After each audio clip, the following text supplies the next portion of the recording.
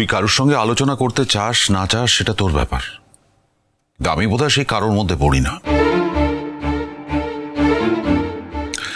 বুবলাই, মেয়েটাকে তুই একেবারের জন্য পাঠিয়ে দিলি?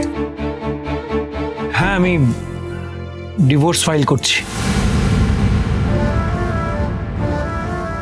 সেই ব্যাপারেই আমার একজন লয়ার ফ্রেন্ডের সঙ্গে দেখা করতে যাওয়ার আছে, তার সঙ্গে এই ব্যাপারে একটু পরামর্শ করব। আগ বাড়িয়ে এতটা না করলেই বোধহয় ভালো হতো। ওই মেয়েটাই তো তোমাকে সব থেকে বেশি বাঁশ দিয়েছে।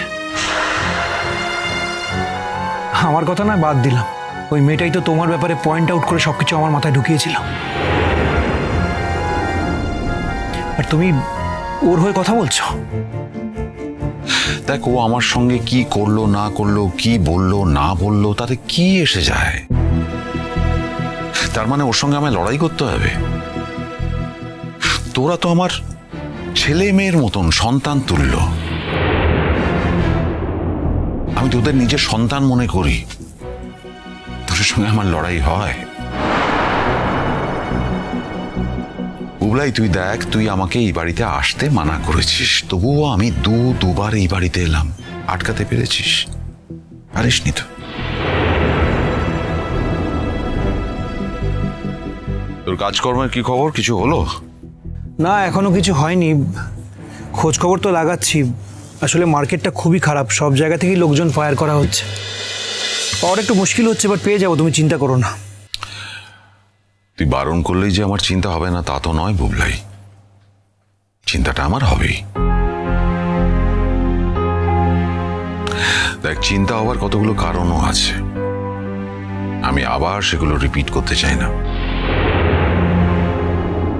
না রিপিট করার তো কিছু নেই নতুনদা। ছোট থেকে তো তুমি ওকে মানুষ করেছো।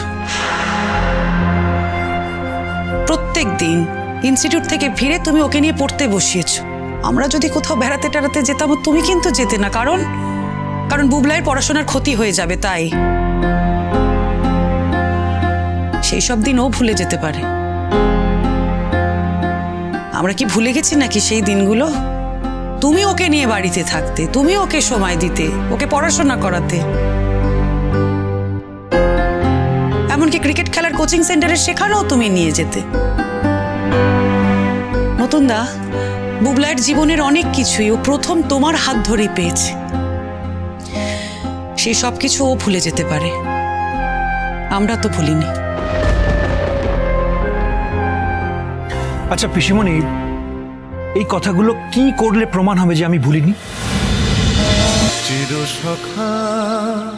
চিরসখা সোম থেকে রবি প্রতিদিন রাত ৯টায় স্টার জলসায় ও জিও হটস্টারে।